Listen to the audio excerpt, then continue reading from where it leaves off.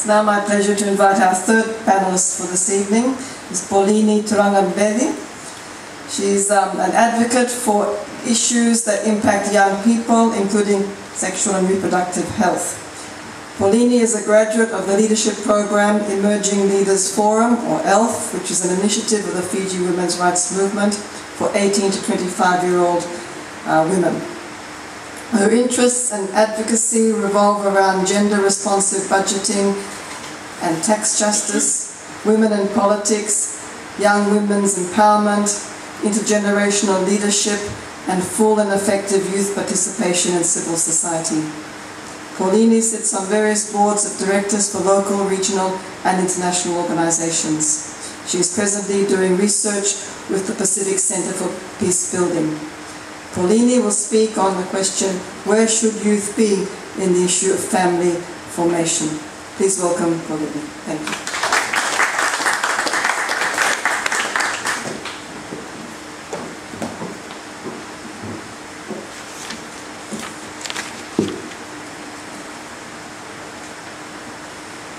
Diciptakan terangan waktu baru kakin Kaltam Bakai Reverend James Parwan, kakin Minister the Women, Poverty and Poverty Alleviation, Dr. Bruce Yates, and Ms. Mahamuna. Deputy Director for UNFPA, Madam Facilitator, ladies and gentlemen. So today, I have to disagree with my colleague, Reverend James, that he has the hardest question. I think I have the hardest question to answer in my presentation. Where should youth be in the issue of family formation? And, you know, at first glance, I thought this would be a very easy question. I mean, the Pacific is well known for its family-oriented approaches to things. And then I started thinking, you know, family, there's so many types of families, and as Ratu Joni said earlier, that it's about blood relations and kinship. But then, of course, there are families where you're not related at all, where you create your own small families. So I'm really trying to think. So I was really trying to think, what kind of family am I going to look at? So I'm actually going to look at a very heteronormative family, maybe a very gender stereotypical family. And I'm going to need 2 volunteers, because I always like to pick on the audience. I'm not in this alone. So I'm going to try to do a more visual presentation here. So if I can just have 2 volunteers, maybe from the UNFPA staff, please. And I apologize to my colleagues on the table. I'm probably going to present right in front of you, but I hope you can still follow along.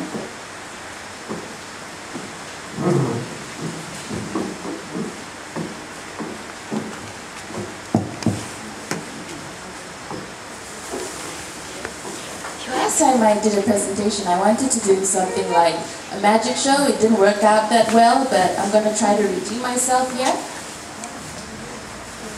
Okay, this is my box of tricks. Thank you. What's your name? Alex and Correct. Thank you very much, Alex and Correct. Okay, so I need one of you to hold this. This isn't a magic show, and I need another one at the end. Basically, what I'm doing here, I'm trying to like do a timeline. So it's a bit dusty. If we can tighten it and hold it up. Okay, great. So what I'm going to do is I'm going to probably try to simulate the reality of a young person. I'm going to take you into the lives of the reality of 2 young people, Mere and Arun. Okay. So in the Pacific context, you see, I'm sorry, I just bought these pegs.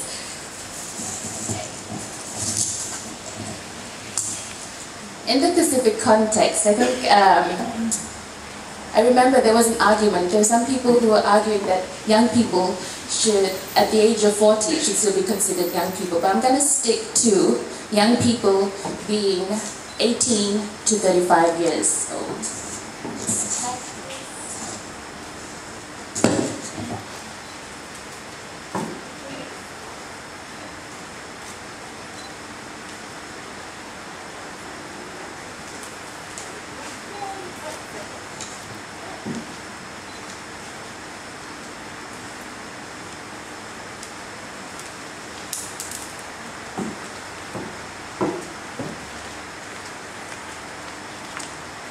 And 35. Okay, great. So I'm going to introduce to you our first subject. Her name is Mere, and Mere is 17 years old. So she should probably be here, but there's no space, so I'm going to try to tag her here.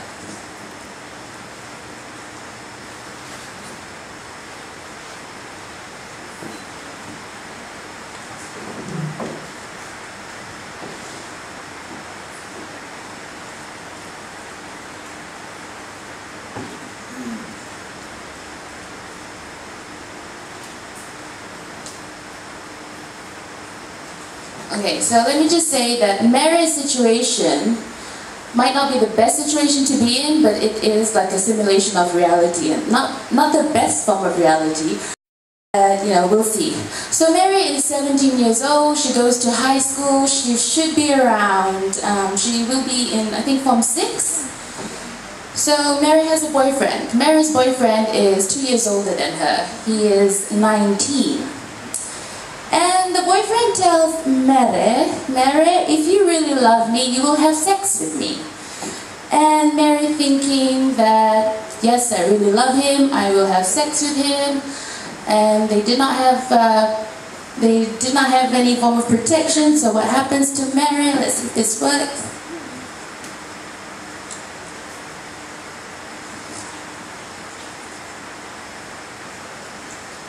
Mary falls pregnant.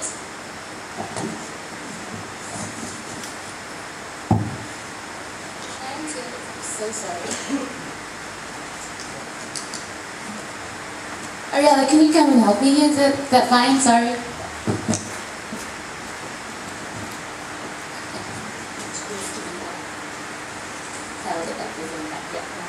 Okay, so Mary becomes pregnant.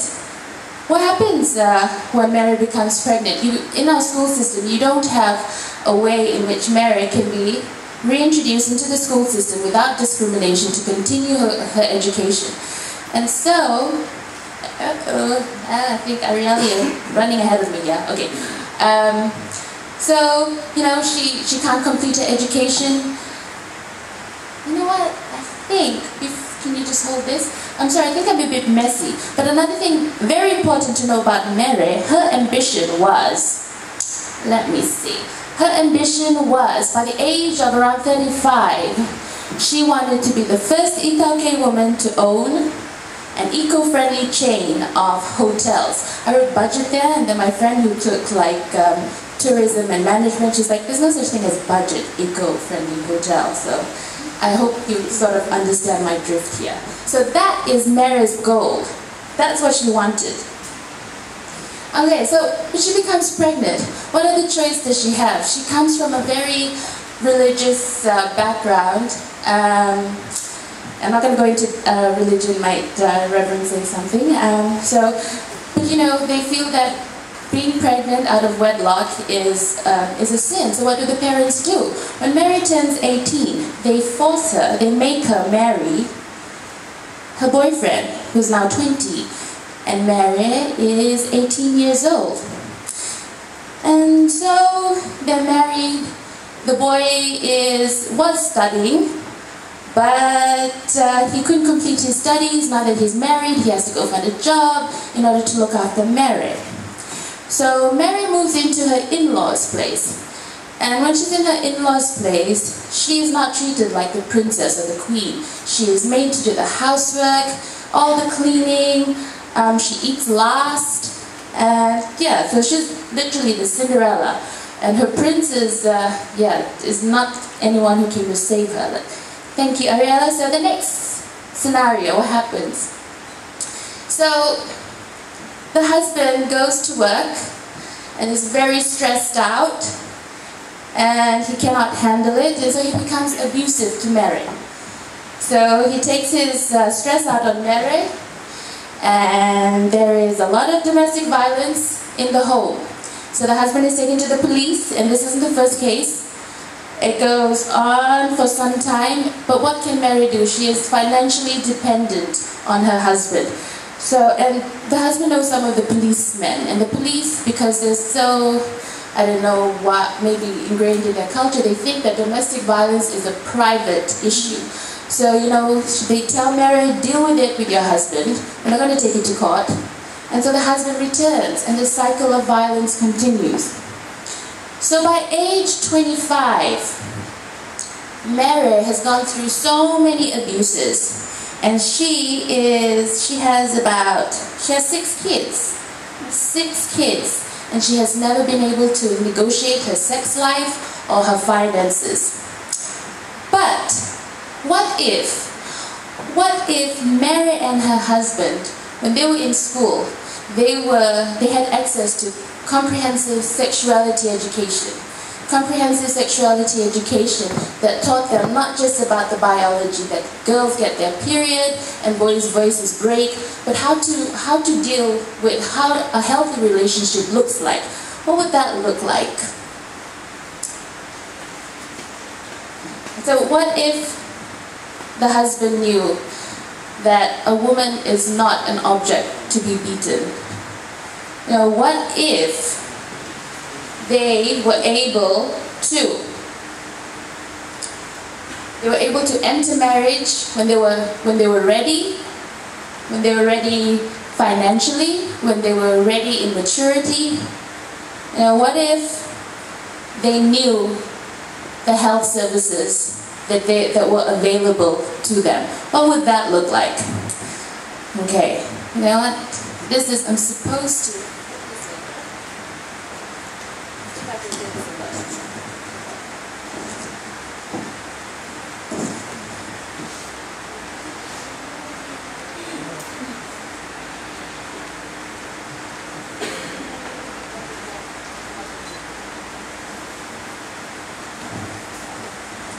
Can you hear me? Yeah? Okay.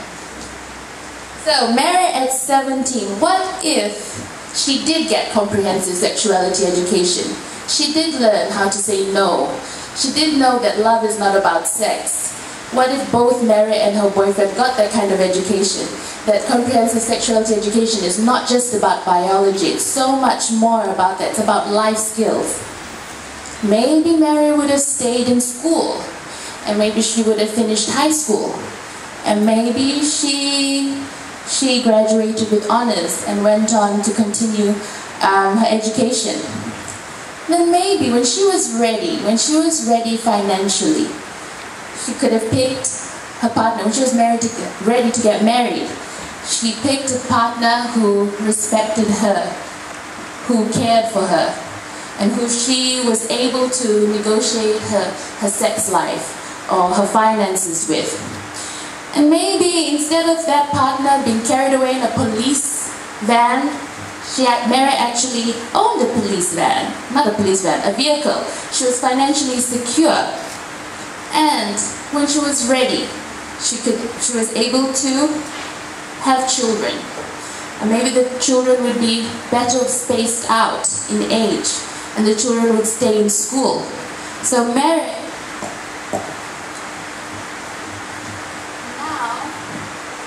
I'd like to think that Mary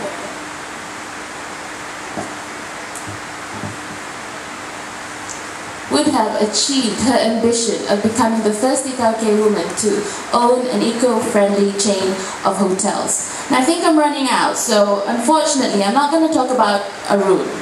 Arun is here, Right, so Arun actually wanted to make his first million by the age of 30. But like Mary, he wasn't in the best situation and he couldn't... Okay, so I really can't explain Arun's situation, but should I go ahead and tell Arun's story? I'm sorry, do I have time? No, I don't have time. Okay, no problem. So now you get the drift, right? So the question comes, I think UNFPA does a lot of things about investing in young people. So I found this question really hard. Like, what's a young person's role in a family? So I believe a young person's role in a family is, first of all, to know your rights. Know your rights. Everyone knows their rights, yeah? But not only to know your rights, to be able to practice it. What is your role in fulfilling these rights? If you have the right to education, then you must know that your role and responsibility is to stay in school. And you also have to know your duty bearers. Who are the duty bearers? What would education look like if we took into consideration not only the sort of scholarships that we take that are available to young people, not only based on merit, but to consider their social and economic backgrounds. So who are those duty bearers? So in working, I run out of pegs.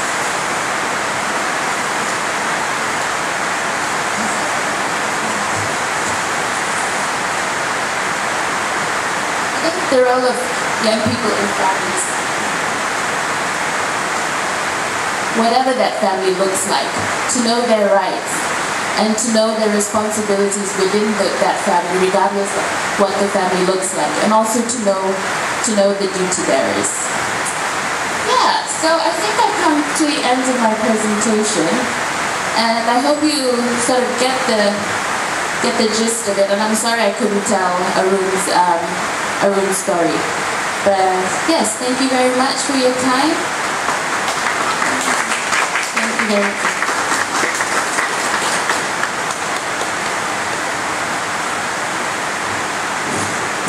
And thank you for your help.